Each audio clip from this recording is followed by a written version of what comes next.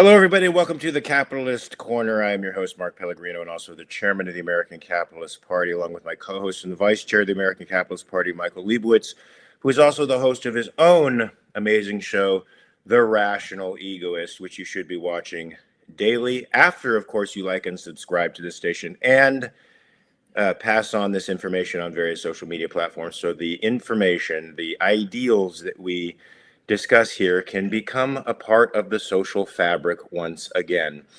Michael, what's new on the Rational Egoist? It's been a while since I've been here. I've been away. I was at Boston. Really? You were there too, meeting the fans. Boston was awesome. It was awesome. You know, though, I got to tell you, my legs still hurt because you made me walk all the way to your hotel, and you made me walk fast, and my legs are killing me still. I made you do no such thing. You chose to do that on your own. But I want to say that I met Kat for the first time, and then Catherine was there, of course. It was great seeing fans who have become friends. And it was great seeing the Bostonians, who happen to be really cool people. I really enjoyed it. You know, since I'm the redheaded stepchild of the supernatural family, I never know what I'm going to face when I go to a new place. And it's always a very pleasant, I want to say surprise, but it shouldn't be a surprise, but it's always a very pleasant surprise to be welcomed by so many awesome people. And I want to thank you guys from the Supernatural fandom. And I also want to say thank you so much for letting us know how valuable the show has been to you and how you are able to, it got you through tough times. And that makes me feel like, well, I produce some sort of value in the world that really helps somebody. I didn't see Lee's comment. What was that? She said he admits it because there was a confession that you are indeed a redhead. And I will add that at said conference, Mark's handler was a redhead. And when asked if Mark should be classified as redhead, she answered with an unequivocal yes. This is all lies, folks. These are all lies. But it's not a lie. It can't be disproven because only the people who are there live know about it. But it was great, Mark. The fans were great. I mean, I had a blast because I got to sit next to you and interact with them, and it was real fun. Although one did ask me what the role of a companion is because of my lanyard labeling me the companion. But it was a great time. I love going to the conferences with you. It's a lot of fun. The fans are great. I haven't anyways at any of these conferences run into the kind of stuff sometimes that you run into online. Well, yeah, I very rarely have run into the kinds of things I run into online. By and large, that makes me see that what I see online is not representative of what's going on in the fandom. So that's awesome. Really quick, we have. I just want to, before we get into the news, we also have to get into a rehash of your show real fast. But there is a question in here I wanted to assess. Let me find it. I see it. You do? But I want to post it. Okay, go ahead. Okay, there you go. So me and Mr. Kinsella had an issue. I wrote about 8 or 9 issues that I had with the Libertarian Party, which of course started a very stimulating conversation with many libertarians and anarchists, a very intellectual conversation. Now, Kinsella, who Michael Liebowitz tells me is a super nice guy, came in. I never said that. That's not true. Okay, I thought you told me in person he was a nice guy. Oh, when I met him, he was very nice, yes. Okay, so he tells me he's a nice guy in person, but in the thread, he was just insulting and sort of behaved in an ungentlemanly manner.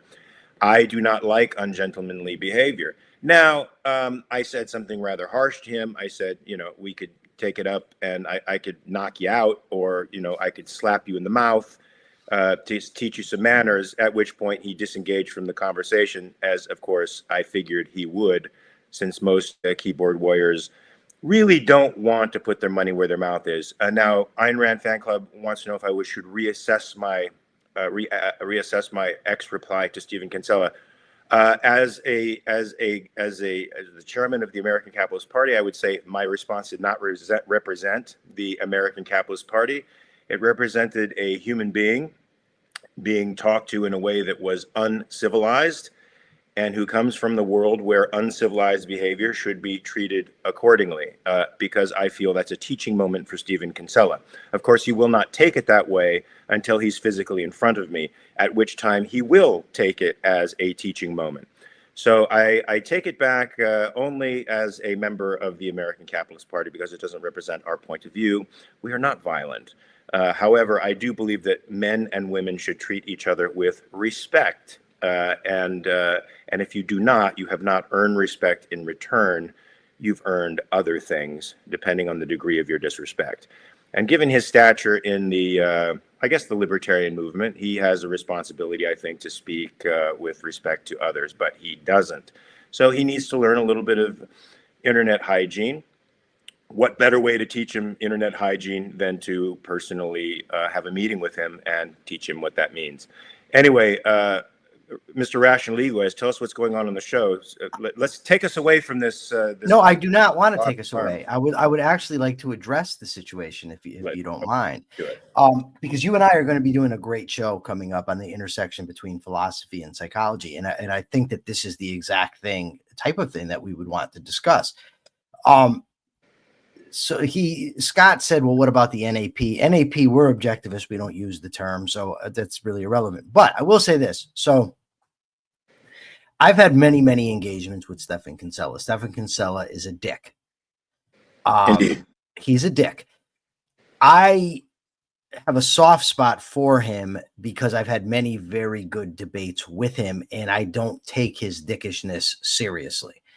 That doesn't mean that he's a nice person, as you said. Now, here's the problem, Mark.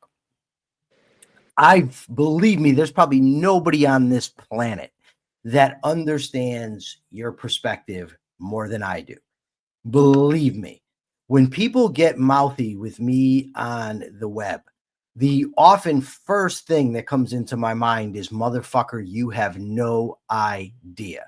Now, the thing is, and I'll, peel back the curtain of my own psyche, right? Is that what you're talking about is let's go out and have a fight. Someone talks that shit to me, and my initial thought is to really hurt them.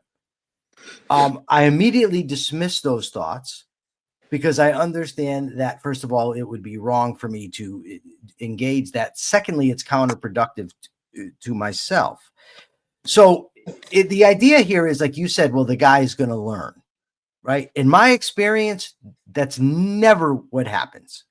No matter how physically violent you get with somebody, they never learn. I once, wow, should I even share this?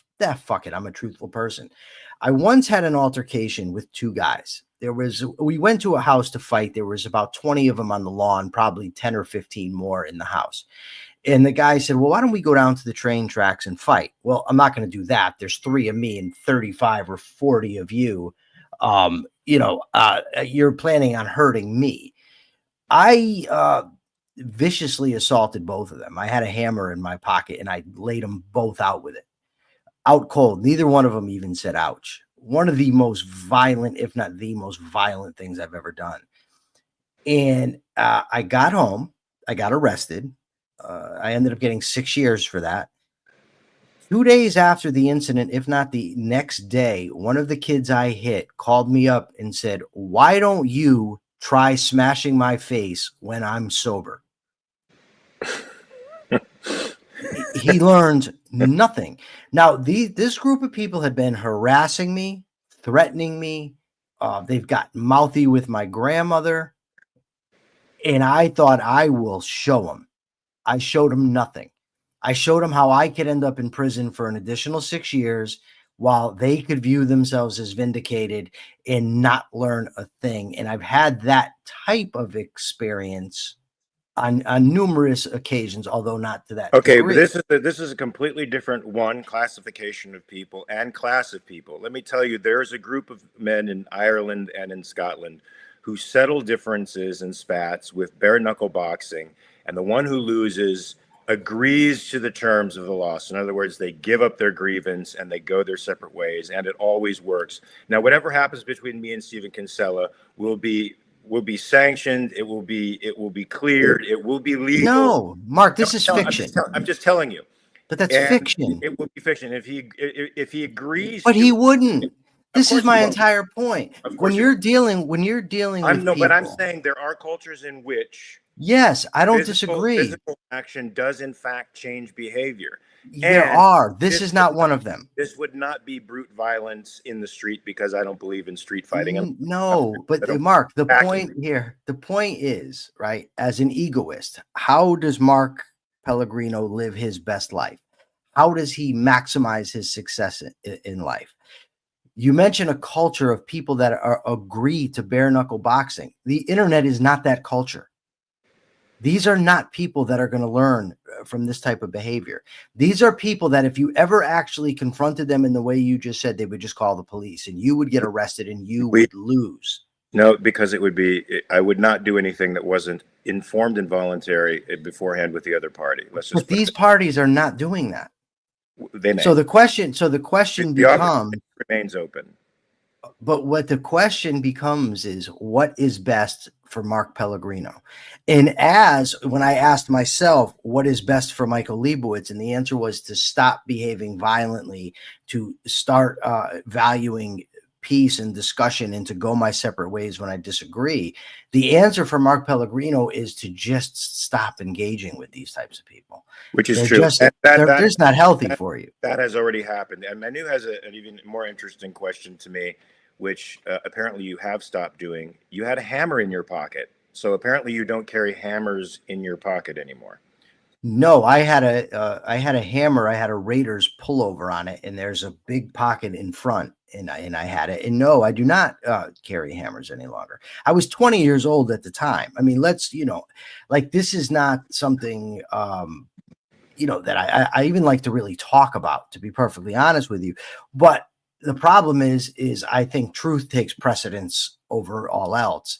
And Mark Pellegrino is my friend, whom I want the best for. And we have an audience whom I also want the best for. So if sharing my own personal shame can help other people, then that's what to do. I really want to illustrate, Mark, that I get it and I empathize with what you're saying. It's just, that's never going to work with this crowd of people. Never. Amen to that. I can't help but agree with you. Oh, yes, I did miss something that I promised Allie. So the last show, I apparently misinterpreted Allie's was having a conversation in the chat with other people, which I thought was directed at me.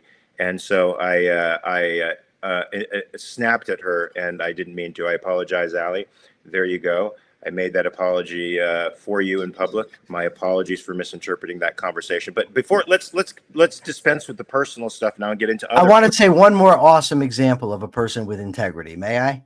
Yes. That was a great experience from your conference. Mark and I were sitting at the table, and a guy came over and he got a selfie taken, and he got his autograph picture signed. The guy walked away, and that was the end of it. 5 minutes later, the guy came back and said, "Hey, I think I forgot to pay." Now, it turned out he didn't. He actually had already paid. But Mark and I were very, very impressed with the character of that person. I think that's great. And I think that's the type of example, that we need, because he could have got away with it and nobody ever would have known except him. I thought that was amazing. In fact, yes. if we discovered that he hadn't paid, I would have given him the picture for free just because of the integrity that he showed. I love when people do that.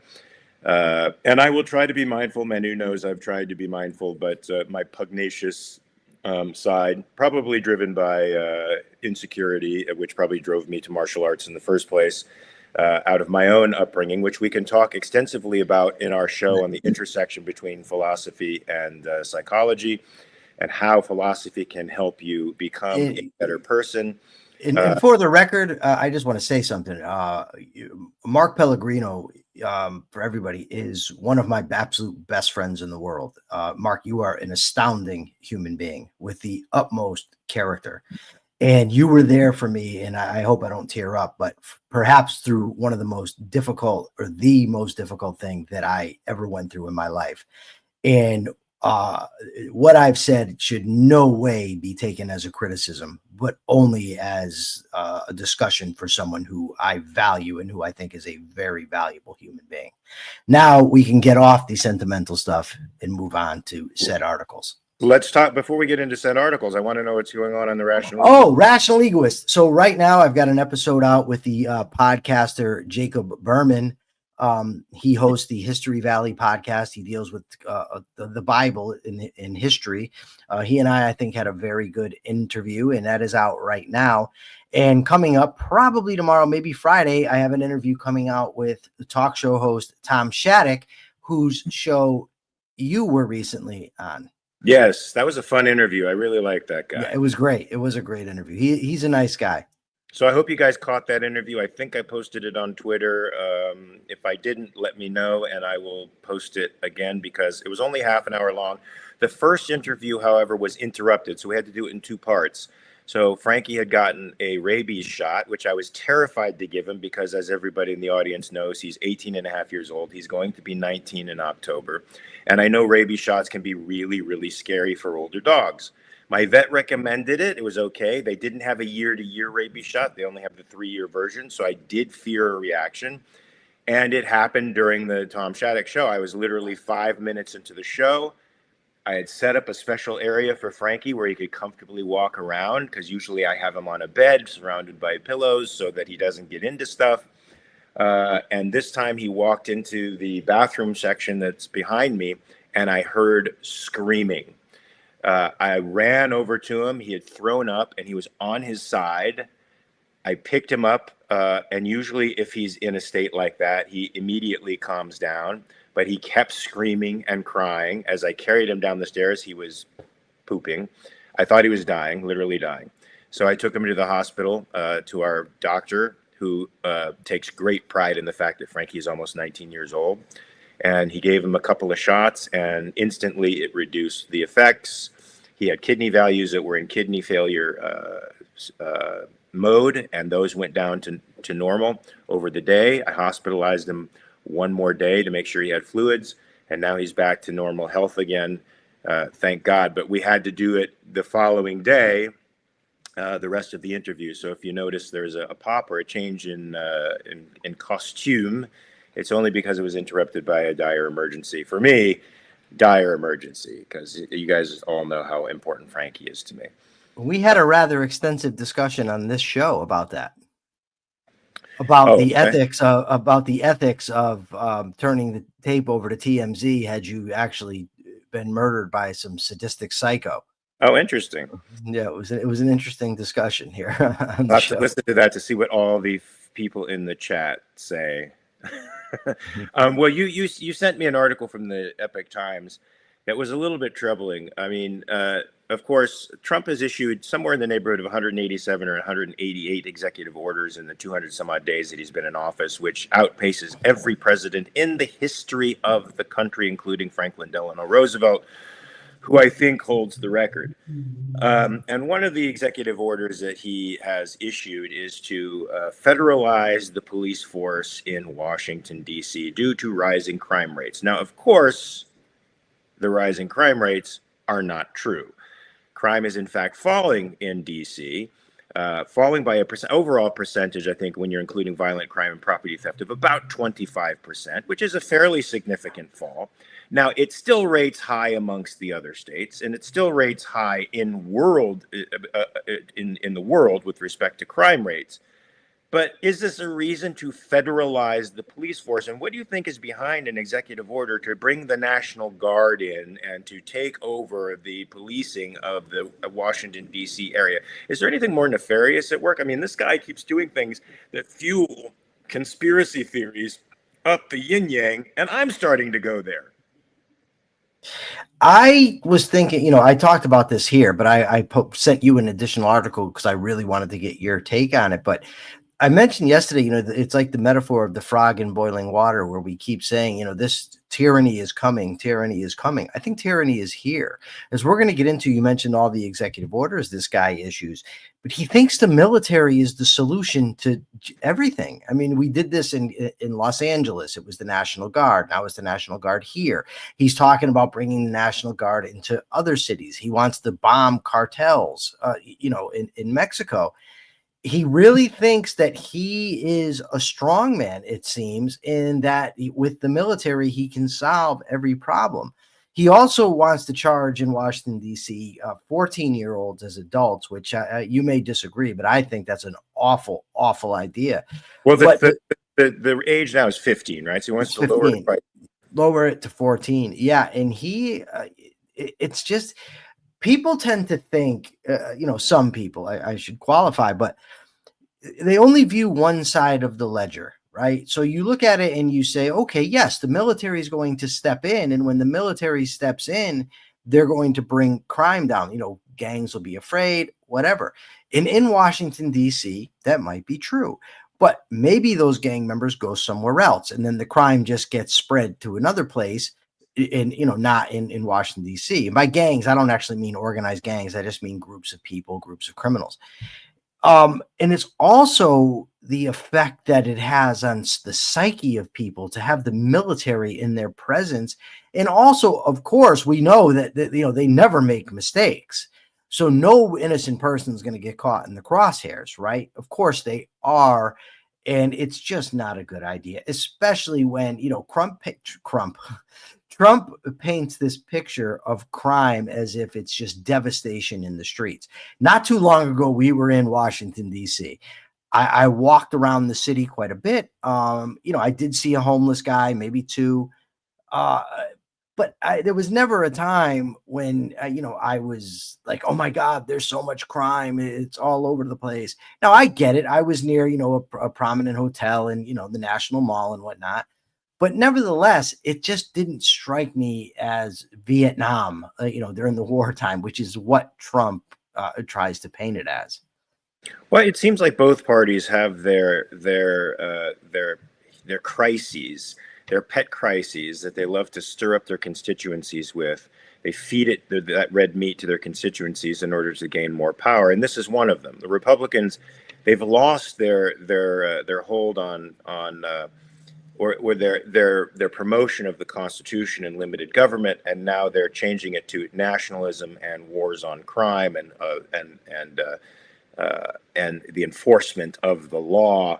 They've become the law and order party as opposed to the constitutional party, protections of individual rights party, and that is just as bad, if not worse, in many respects than what we were getting on the left. I didn't see anything like this happening on the left. Nationalization of police forces, and upticks in recruitment for federal police forces and federal policing forces in order to enforce quote unquote laws, which are dragging innocent people into prisons and deporting citizens at a most unfortunate rate.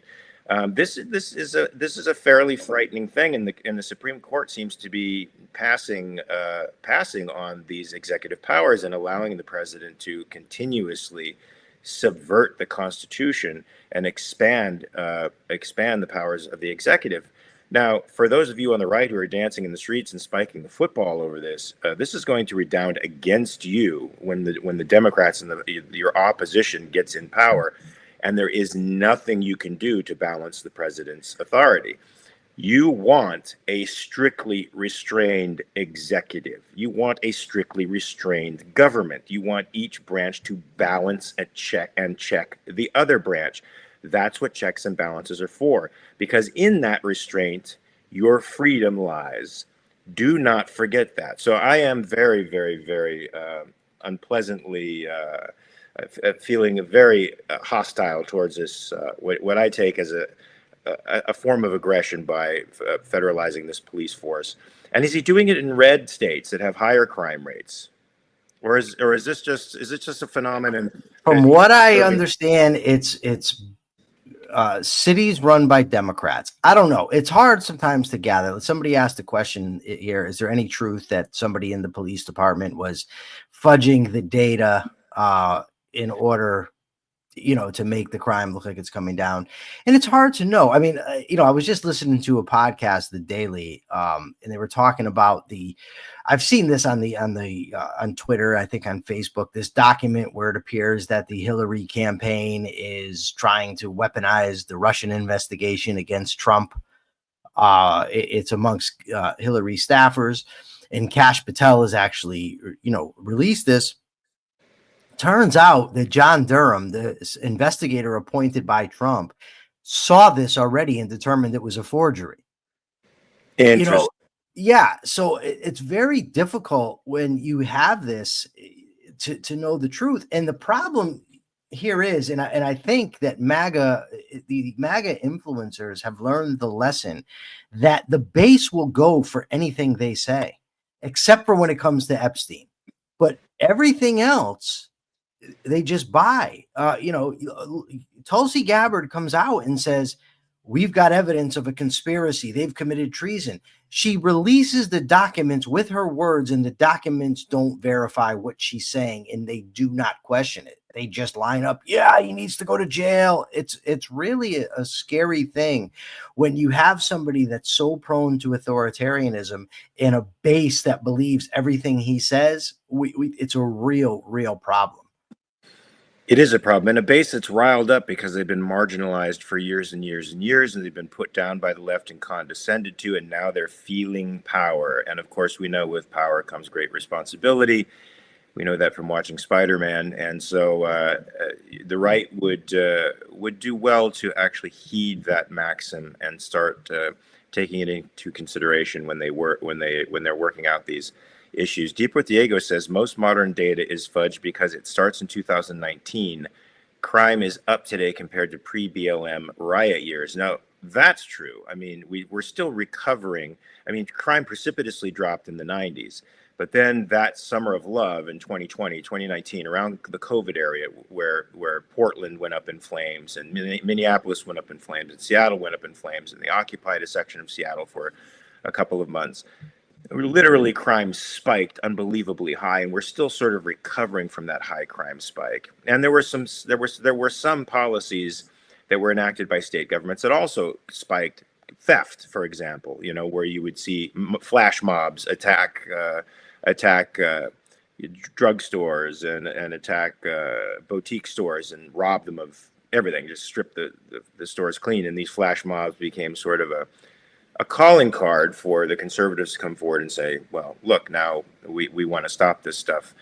So I think we're still in a downward slide. We might not have reached pre-2019 levels, but we will get there, provided we let the country become more free. I think a freer country has less crime, not only from citizens, but you worry less about the government legally committing crimes against the citizenry. Speaking of which, well, hold on one second, because what Deeper with Diego said, in Washington D.C., it's actually at a 30-year low. The crime rate, so it's not just relative to 2019. So this is a perfect illustration, and it's why it's often not prudent to just go by what one sees in one's own experience. So Nicole Hingle said that the crime in New Orleans is awful.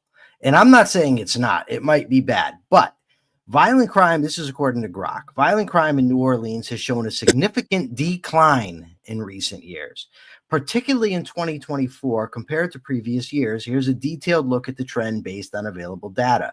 2024, overall crime in New Orleans dropped by 26% in 2024 compared to 2023, with violent crime specifically decreasing by 20%. And it just goes through all the ways, the long-term trends. There's a 14% decrease in violent crime. I mean, it's just, it's not out of control. Now, the thing is this, like, if you look at, for instance, in prison, for instance, every day is basically peaceful. There's occasionally a violent episode, sometimes very violent. And there's people who will focus on that and say, look how dangerous prison is. And they'll point to the few things, but they don't point to the massive amount of experience you've had without violence. And while any crime that affects somebody, especially if it's a violent crime, is absolutely horrible, right? But the reason that we end up with statistics and data, as imperfect as it may be, is because you can't just go by the personal experience, especially of crime victims. Agreed. And so regardless of the data, we still think that federalizing the police force in Washington, D.C. is a bad idea. It is a move towards tyranny, and it may set precedents that will have reverberations for future administrations. And I'm not looking forward to those precedents. Now, speaking of Trump and chaos and his chaotic kind of leadership, he's meeting with Zelensky, and the article in Axios that you sent me said Zelensky scrambles to avert disaster as Trump meets with Putin. Now, Trump has been complaining, of course, recently that Putin is the problem. Putin is not, agreeing to rational a set of boundaries for a peace. He sort of sees that, but he's at the same time seems to be courting Putin. And Zelensky is in quite a bit of trouble. We've agreed to sell arms through to the European nations, who will then give them to the Ukrainians to defend themselves against Putin. But there seems to be quite a bit of waffling with respect to that. What do you make of Trump's negotiating strategy here? Is there a negotiating strategy here? No. Yeah. He might think there is. I don't know, but I think what is likely to happen is once he sits across from Putin, Putin's going to eat his lunch. That might not be the case. You don't know, because Trump is not a person of integrity. So you don't know what he's going to do from moment to moment, which is why it's extremely problematic. I think it's interesting that, he was going to end this war immediately, and then he wasn't, and he still criticizes Zelensky for starting the war. I mean, it's absolutely absurd. But there was something that I found interesting about this whole thing. So I don't know if it was in the article or not, but twice last week, Trump said that he was meeting Putin in Russia. He's meeting him in Alaska. Now, did he confuse Russia with Alaska? Because they are. I don't know. And then there was this situation where he talked about. He mentions Moscow and Leningrad. In the current context, and I just wonder, right? And I'm curious what you think about this. If Joe Biden had confused Alaska with Russia and made a statement in contemporary terms about Leningrad, how would the MAGA universe have reacted to that? Oh yeah, Fox News would have gone crazy. Now that's a fact, but what is MSNBC saying about this? What is CNN noticing it? Because there's enough hostile media against Trump to pick out these massive faux pas. I mean, the guy is a gaffe machine. If we thought Biden was a gaffe machine, Trump is a gaffe machine. Why don't I see this more on left-wing media? I think I would like to, because if you listen only to Fox News, as many folks just do, this guy is a genius negotiator, and all of his yes men in Washington that come on and get interviewed are claiming the same thing. The emperor is fully clothed, although what we see is a fairly naked man with a strikingly tiny penis. I don't think this has there's a method to this madness either. I think Putin will complement Trump on the other end of the table. That will soften Trump up.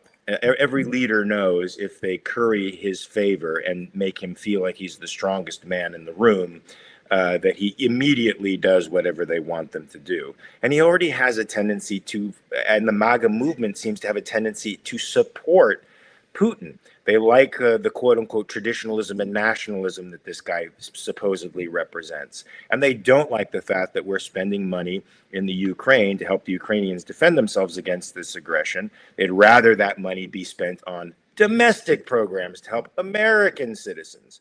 So also fueled by extreme nationalism. But in the meantime, this country, this innocent country that has a checkered past, no doubt, that has a corrupt government, no doubt, that has issues, no doubt, but is far better than Putin? Than Putin? Than Putin. Far better than Putin, and deserves a chance to not only defend themselves, but defend themselves with vigor and to stop this guy. Now, if you were king for a day, of course, you'd say, like Milton Friedman, I wouldn't be king for a day. So there's no. You wouldn't make me king for a day. I'm taking it. Okay, I wouldn't be king for a day, but let's just why not? Why wouldn't you for one day? Why not? No, I don't like that, because king has power over other people that I don't respect. You don't have to use it. You don't respect the people, or you don't respect the power. I don't respect the power. I don't respect the power over people. So let's I would issue one edict and one edict only. Okay, go ahead. Mark Pellegrino must admit he has red hair. That's it. Wow, that's not doing much with your power. But let's say you had to negotiate with Putin. What would be your terms? I would have no clue. This does not necessarily represent the views of the American Capital Here's Party. the difference, Mark. I would understand that in a negotiation with Putin, I'm way out of my depth. I would know that. I don't consider Putin smart. He's just well, first of all, but ruthless is part of it. He also is well. I mean, look, this guy was KGB, right? He's well versed in propaganda and psychological means of influence of, like in this case, we see that with the Nazi agitprop about. There's just I would understand that I'm out of my league. That doesn't mean you can't negotiate with him, but when you go into that situation like Trump, where Trump doesn't understand that he's out of his league, where his ego, his narcissism assumes that he's, the biggest dick on the block, to, piggyback on what Ali Beard is saying here in the chat, that hubris is just so easy to take advantage of. And if you and I see that, believe me, somebody that's enmeshed in this, who's up to his neck in blood like Putin is, understands it too. And there's nothing wrong with understanding when you're, at a disadvantage or you don't know something, but Trump thinks there is. And it just doesn't make for a good negotiation, in my view, going into the discussion. Interesting. Okay. I don't think Putin should be negotiated with one-on-one with the president of the United States. I think that in itself lends prestige to the guy. It gives him in America, and gives him the power, the perceived power over the president that there shouldn't be. I think whatever the president negotiates, which should be a complete rollback of the Russian forces to the old borders, there's nothing you can really do about Georgia, which it shouldn't have been theirs after they took it over. I don't think there's anything you can do about the Crimea, but you could certainly roll back the current gains. But that has to be backed up with the not only the threat, but the actual intent to do violence upon them. Now, that means you would have to set up a military infrastructure and a pre-strike plan in advance, and set your terms and make the potential ultimatum and be prepared to carry it out. So far, economic sanctions have not worked. The secondary and tertiary tariffs have not worked in deterring Putin and his violence. Only one. Did you just say tertiary? I did say tertiary, and my dog is breaking his barrier. Let me get to him. Hold on. Okay, so Mark throws out tertiary, and then Hall's asked to go help his dog. So I'm going to answer a kind of a humorous question here. It was asked, what would be the punishment if Mark refused to admit that he had red hair? The punishment would be that he had to dye his hair a deep, dark red. And if he refused to do that, he would be forced to shave his head. What I wonder, though, is why does nobody ever question whether that is Mark's natural hair color? How do we know that Mark is not dyeing his hair to make it appear whatever color he wishes it to be? Way off topic, guys, but I will one day post a picture of me in high school so you can see my hair. Yeah, we're not buying it. We were told months ago we're going to get a picture of you in your hairband. I haven't seen any of it yet. That's because my friend has to sort through his pictures. Yeah, this friend. Yes, is your friend in your queue along with my book? My friend is not in my queue, but I asked him last week. He returned from Cabo last week, so hopefully he'll. Oh, here we go. Just to get you guys off my back. Yeah, he was in Cabo. Okay, he was enjoying. Do you want to tell everybody how you had the opportunity? You could have arrived in Boston earlier, but that would have required flying in coach, and so that you just weren't having that. I'm sorry. You're sorry. That's not the reason. I actually would have had. Never mind. But this is personal information that I don't want to divulge. But there were other. Okay, reasons. don't. I apologize. I don't mind traveling coach. I travel coach all the time. It is very uncomfortable for my 6'3" frame to travel in coach, but I do it. I mostly take the advantage that my union gives me of traveling better for Frankie, because I like to put Frankie in a spacious place, and I usually stand during half the flight so that he can sleep and rest and be comfortable. So my 12.5 pound dog takes up the entire California king bed that I have. I've been sleeping on 4 inches of bed for 7 years now. I'm used to it. I stand on most flights. I'm used to that too. That's awesome. I don't mind taking coach if the seat is big enough for him to curl up in and he has to do his roundabout thing to get comfortable. Then if it's good enough for him, it's good enough for me. So recently we had the Bureau of Labor Statistics come out and say things that were not favorable to Trump, and since it did not paint the Trump economic agenda in the best possible light, and it showed potential recessionary values with respect to negative, not negative growth, but there was a slowdown in job production, and this angered Trump to the degree that he decided to fire this person and replace him with someone else. You sent me an interesting article by Axios entitled "There's No Good Replacement for Government Data." Now, do you want to go into that a little bit? Tell me a little bit more. Tell me a little bit more about that. Why is there no good replacement for that? Because it's certainly lots of private entities go off government data in order to make decisions with respect to where to put capital. What are they going to do when the Trump administration decides, with their new head of the Bureau of Labor Statistics, not to publish data for a long period of time? That's another scary movement that everybody should be frightened of.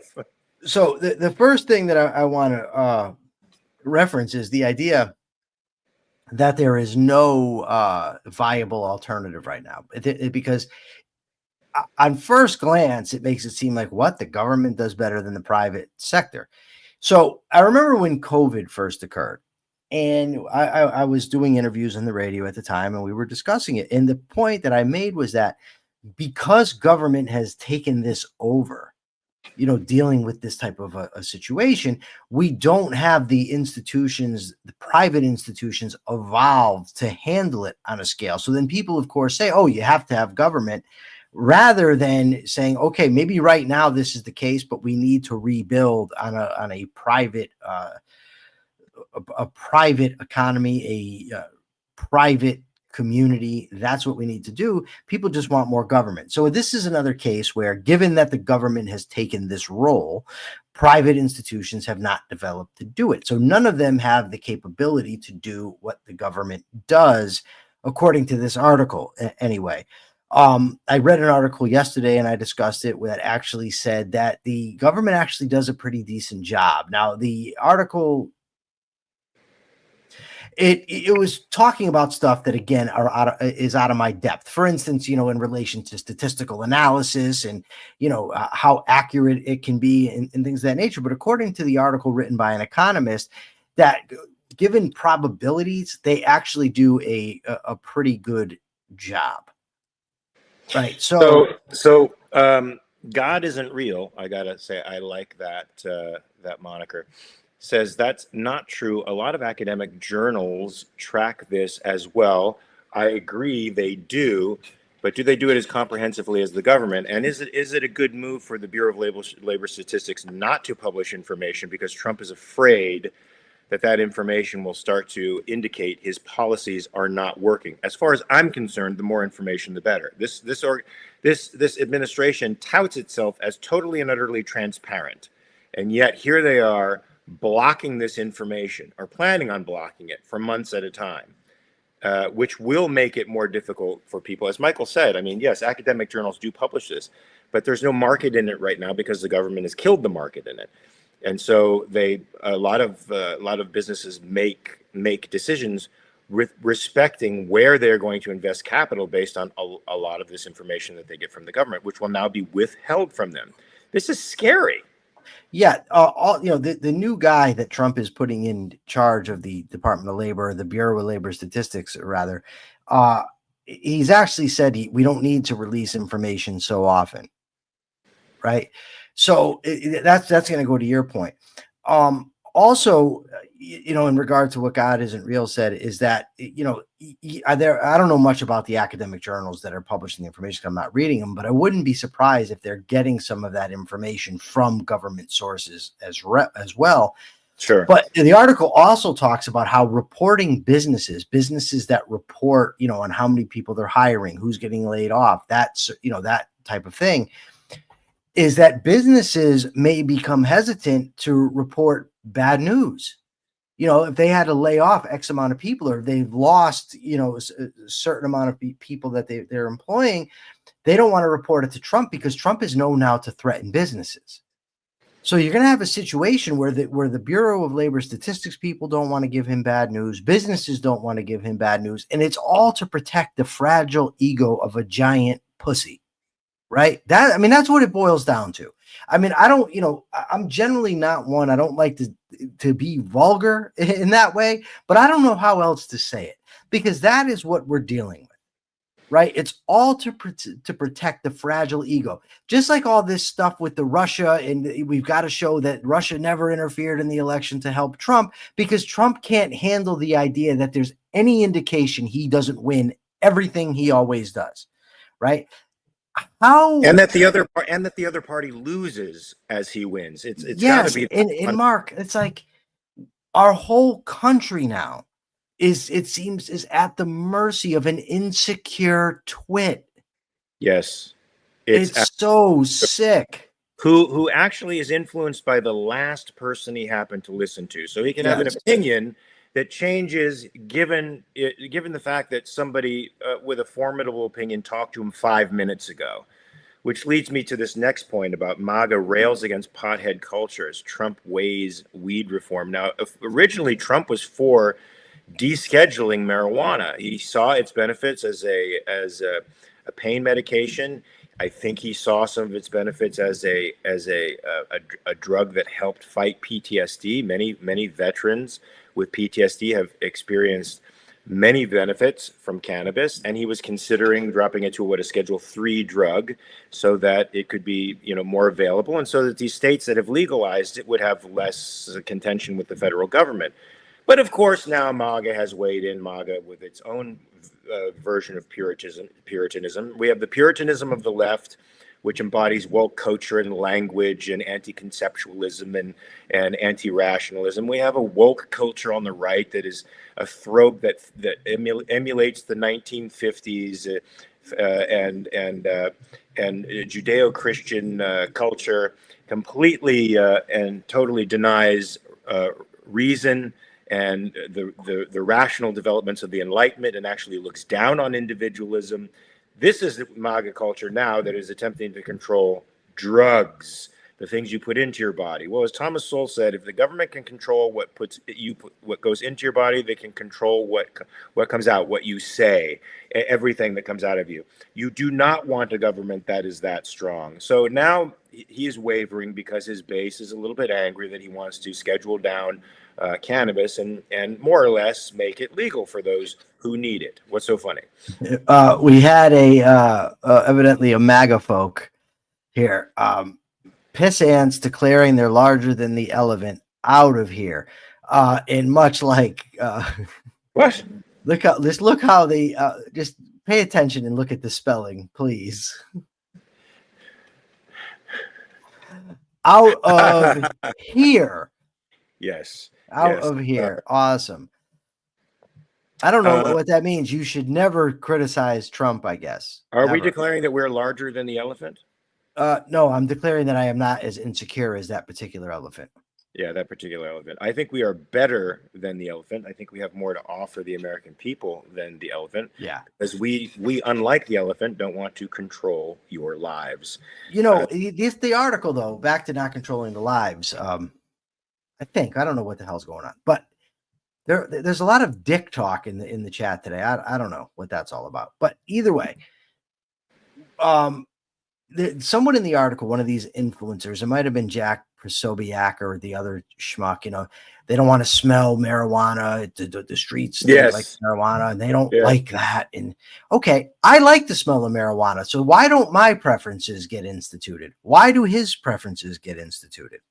right? I It's like just to like smell Tucker Carlson marijuana. doesn't like dollar stores because he doesn't like to Yeah. look at dollar stores. They Right. shouldn't I be around. do. So I think so. Why can't the government then go by my preferences to institute all my, things that I want? That would be great. I want it to smell like marijuana. I want dollar stores everywhere. And I want Mark Pellegrino to admit he's a redhead. I think all those things should be done by the Almost all of government. those are not irrational, and I would say the same. The government has no right to control what you put in your body.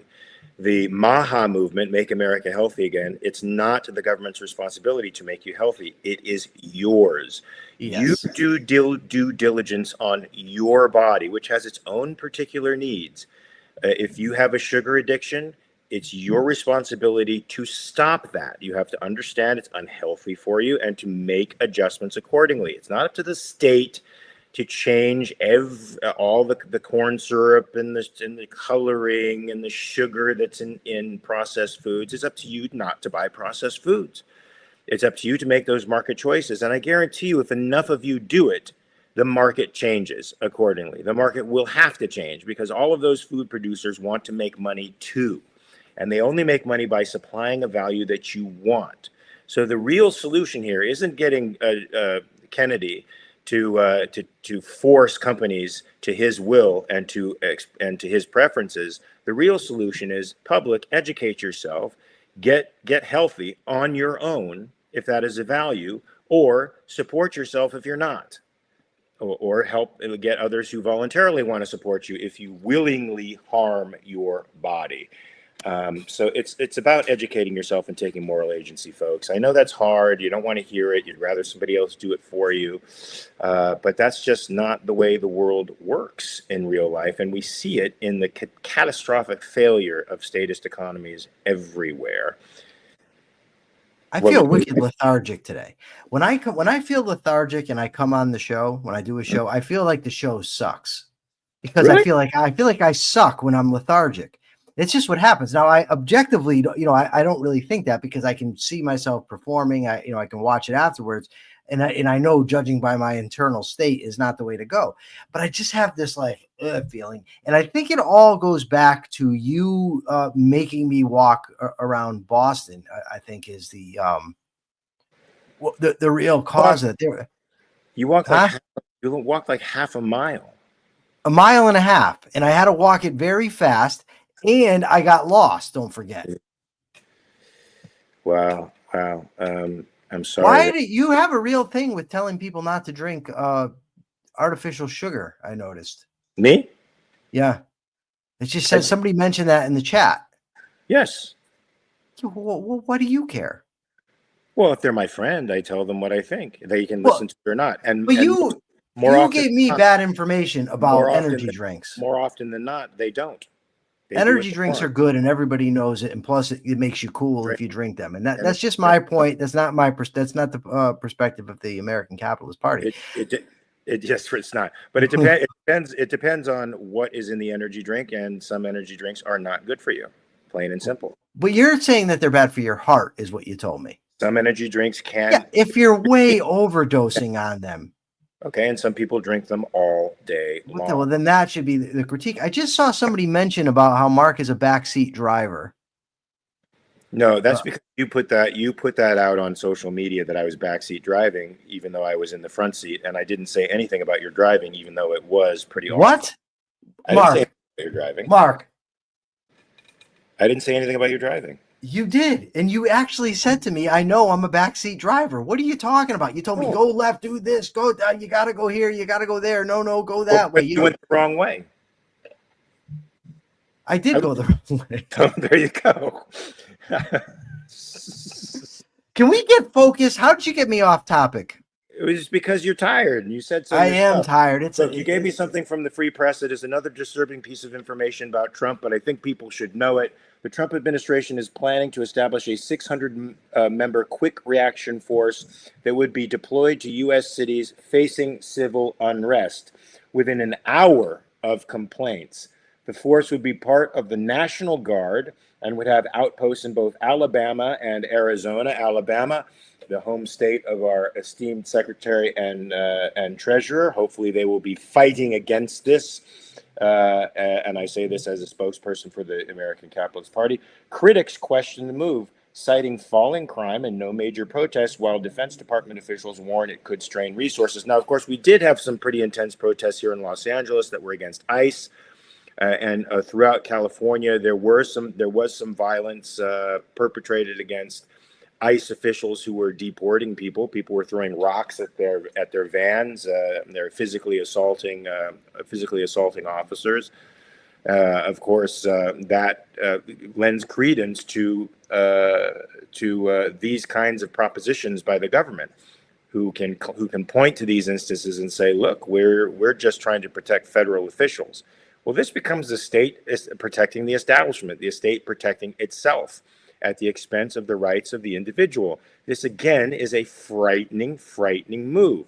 Federalizing the DC police force is not a good move. 600-member reaction forces that can be on the side of supposed unrest within an hour. That's frightening as well, because I don't know what that means. Does political unrest mean people standing on the sidewalk holding signs and saying we don't want this happening here? Does it mean people standing in the state capitol protesting something?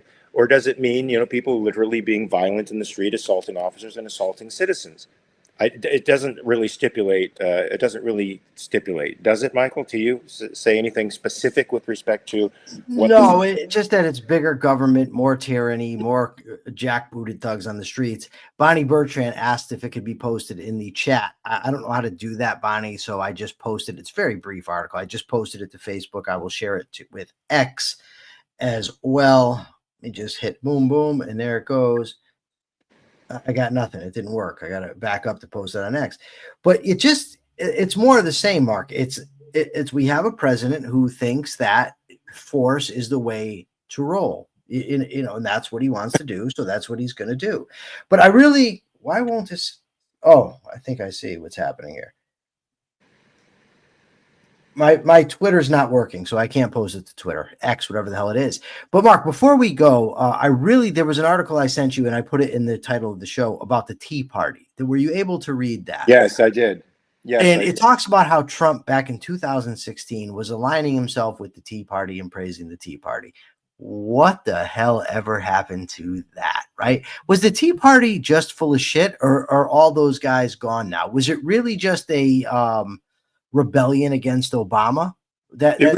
I think it really was. I think it was a sincere rebellion against taxation. I think it was a sincere rebellion against, Obama's executive overreach. I think didn't it hustle Rand Paul into office, and he became sort of a tea partier, and it became a thing, but then it got usurped by the Republican Christian neocon right that has now morphed into a nationalist.